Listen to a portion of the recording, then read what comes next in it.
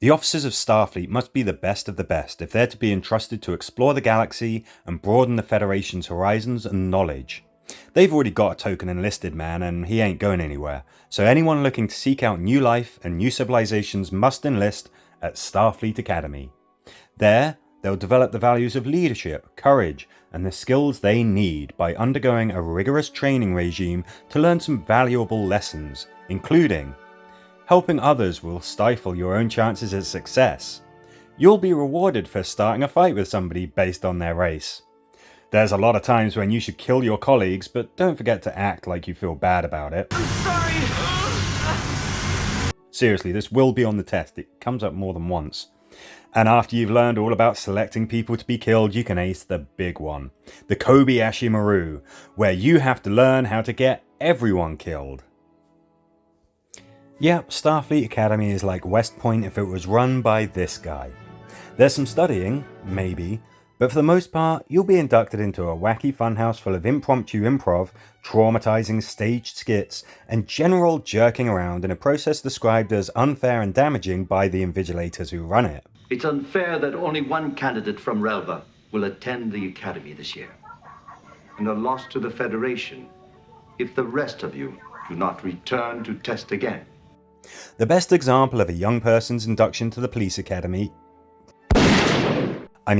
Academy, is the episode Coming of Age, and that's what we're going to be mostly looking at. Wesley is being evaluated for entry to Starfleet. Now, I know this isn't actually the Academy, but this wackadoodle gauntlet of weirdness is testing to see if you've got the right stuff and set you up for the actual Academy, so don't split hairs, okay? So let's start by having everybody get to know each other. Gesundheit. You do not look as if you meet the age requirements. I'll be 16 next month. Well, happy birthday. That's not how birthdays work. Mordock. Mordock? The Mordock? The Benzite who constructed the Mordock strategy? Stop saying Mordock. I must be a Starfleet instructor because, my god, I really want all of these kids to fail. Let's move on to the itinerary. Test 1. Fundamentals of being duped. This is to see if you've read Baby's first pop-up book on basic engineering and physics. It's the hyperspace physics test. I'll give it to the teaching staff for gently easing the students into the fact that this whole thing is a Wonka-esque clown show by having them answer a simple bullshit trick question.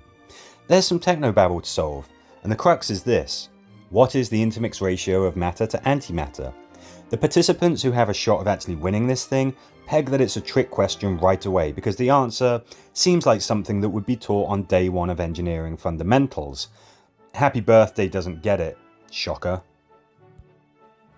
Honestly, for technobabble, this sounds like it makes sense. There is only one ratio with matter-antimatter, 1-to-1.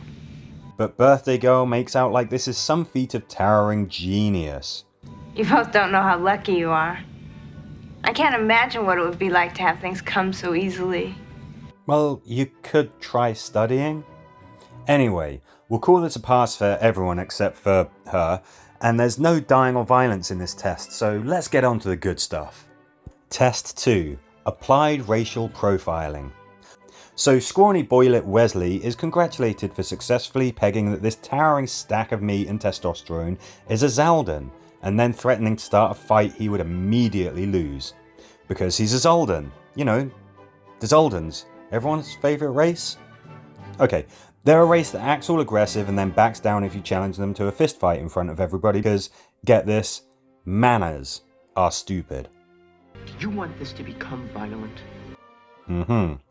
The purpose of this test is to see if you'll treat this knuckle-dragging meathead not as an individual who might have some personal reason or problem that explains his aggression, but instead as someone whose behaviour is explained entirely by making a generalised observation about his race. When he raised his hand, I saw that it was webbed.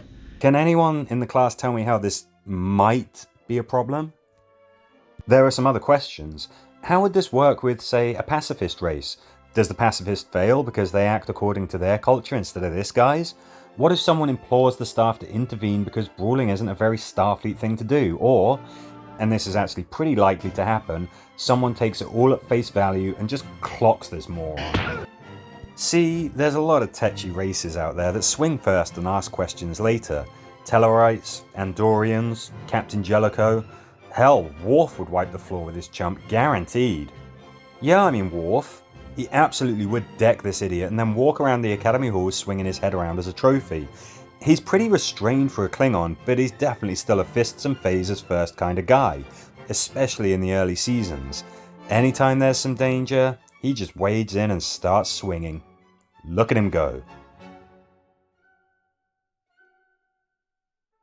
So this poignant teaching moment becomes a fucking bloodbath in a second if you try this posturing with the wrong person. There's just a lot of reasons why it seems Starfleet would tell this guy to quit trying to start a fight with everyone, rather than demanding everyone have to put up with this. Bulgarian sludge rat!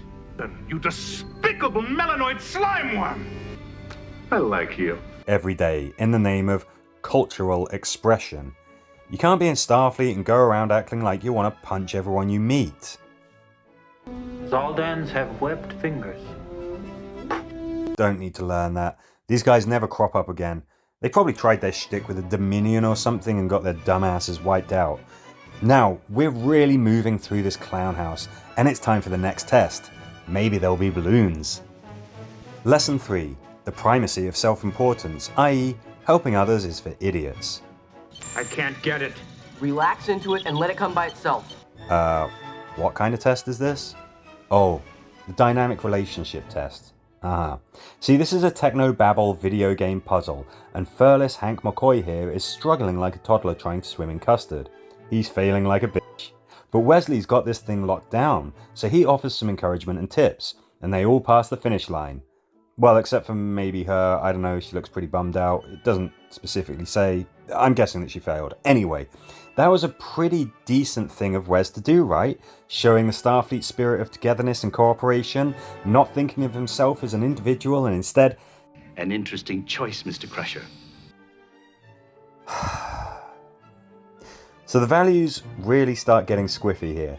Gobbing off at some waffle-handed meathead gets glowing approval. Helping somebody who's struggling gets implicitly discouraged. Congratulations, Mordock. That was the second fastest time ever recorded on this test. Are you sure about that? He was screwing up the whole time. If Big M here got the second fastest time, Wesley's must have been like the third fastest, fourth.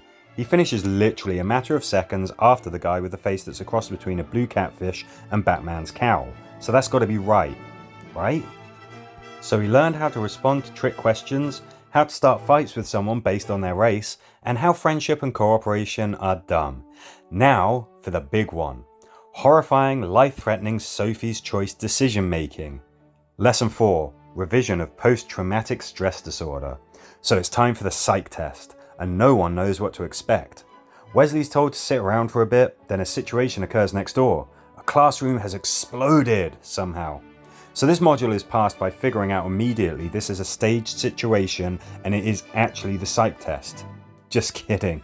It's passed by getting to a comm panel and getting both victims beamed out before immediately informing the staff about the emergency. Just kidding. It's passed by calling for help because this is a packed facility with people constantly wandering around it. Just kidding. So this test is to single-handedly decide who gets to live and save them in the nick of time while leaving someone else to Die. Wesley kind of struggles because he's a weedy example of a human, so isn't really physically capable of saving both. I don't know if the scenario is different for the races that are significantly stronger and more capable than humans and could likely save both these guys. That seems to include most races. Certainly Vulcans fit that bill. Anyway, Wesley saves one guy but not the other because there's no time, and he won't stop whining about it. It kind of reminds me of this moment from the pilot. Enterprise! Enterprise, come in! Help us, please! What shall we do? Enterprise, help us, please! Tune that down. So yeah, you let someone begging for help die. Good job. But then, psych. That's right, it's another example of the instructors faking a traumatic situation and standing by to see how you react. So, what's this gonna do exactly? Because it's not really providing any insight to the student. Pretending to have a room suddenly explode with some people trapped, the decision making is pretty clear. This guy can be saved, that guy's screwed no matter what you do. Even if someone's suckered into thinking this pretty obviously staged bit is real, the choice is really obvious. The argument could be made that this is to see if someone completely collapses under pressure, but that's not really true. This is at least the second time the instructors have faked a potentially dramatic situation. As representatives of Starfleet, all this is likely to do is make the kids distrustful of the teachers and question the integrity and seriousness of Starfleet as an institution. Maybe it will develop their emotional fortitude. Not likely, that's not really how trauma responses work. They didn't really choose to face their fears like that or understand the emotions, they just suddenly got forced onto them in this highly distressing situation. All this is likely going to do is dump a load of emotional stress on them that could resurface at any time. Even if the situations aren't real, the trauma might be. So this is a really stupid thing that's being done. You're not giving them a lesson, you're just likely giving these poor kids PTSD. Plus, if it gets out that all the teaching moments at Starfleet Academy are staged nonsense, that would kind of mean anyone could just breeze through it like a champ. You can imagine the advantage that returning students would have, since they know everything's just a simulated clown show. Anyway, going back to the lesson at hand, Wesley gets the point of the exercise. Someone made that choice. And my father died. Because he passed everything, even while carrying others, Wesley is accepted into the Academy on a glowing recommendation. Mr. Murdoch will be the candidate. What? I can't get it. It's going too fast. It should not have been that way.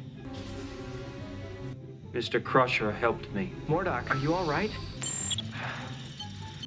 I wouldn't have passed. I can't do it. Mr. Murdoch will be the candidate. Sight. I've got a theory about this. See, the Benzites, it doesn't sound like they've had much luck getting into the Academy. I thought you were already in the Academy. No. Only a hopeful, like you. But Murdoch, he's a name. Murdoch. Murdoch? The Murdoch? The Murdoch? It's kind of a big deal. So I'm guessing he's somewhat benefiting from that? I mean, the instructor does pretty much say as much. It's unfair that only one candidate from Relva will attend the Academy this year. I think that Murdoch was the only one who actually had a chance of getting through here. And this is really bad for the other candidates. The evaluations seem pretty unfair, expressing the values of Starfleet hinders performance, and the scoring system seems pretty arbitrary. I wouldn't have passed. It's going to be leaving everybody pretty dejected. Meanwhile, Murdoch of the Murdoch maneuver doesn't feel so much victorious as embarrassed and undeserving. So if this continues and Blue Man Group here keeps Peter principling his way through the ranks, then makes the tough call and someone suffers for it, he's going to be shattered because he rightly feels like he isn't qualified and mentally prepared to have made that decision. He just slipped through the system. It's not just prepping for and being in the Academy for graduation where you've got to deal with this BS. Oh no. In Know Thyself, Deanna Troi keeps failing the engineering component of the bridge officer's exam because she can't get the techie stuff right. But there's a twist. The engineering know-how doesn't matter. It's really a test to see if you're willing to send some hapless chump to their death. Sir, that crawlway is in a warp plasma shaft. He would never survive the radiation. I do it. That's an order. Geordi? Do it. Do it. That's an order. Do it. Kind of obvious, really. If I had to take a Starfleet test, this would be the first thing I'd try. If they're testing my competence at first contact or some kind of tactical situation, or even the kind of paperwork that's got to be done between missions, I'd be just scanning the environment for whoever I could throw into the meat grinder for the greater good. Probably going to rack up an easy pass that way. I might not have a crew left by the end of the exams, but I've shown that I'm willing to kill, so that should get me through.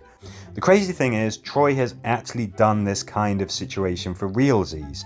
She wants to become a fully fledged commander because of this episode, Disaster. In that episode, the Enterprise encounters a technobabble, and that disables the ship, causing critical damage. The bridge is isolated from the rest of the ship, and the Counselor is the highest ranking officer present because she's a Lieutenant Commander. So she has to take the reins and make the tough decisions.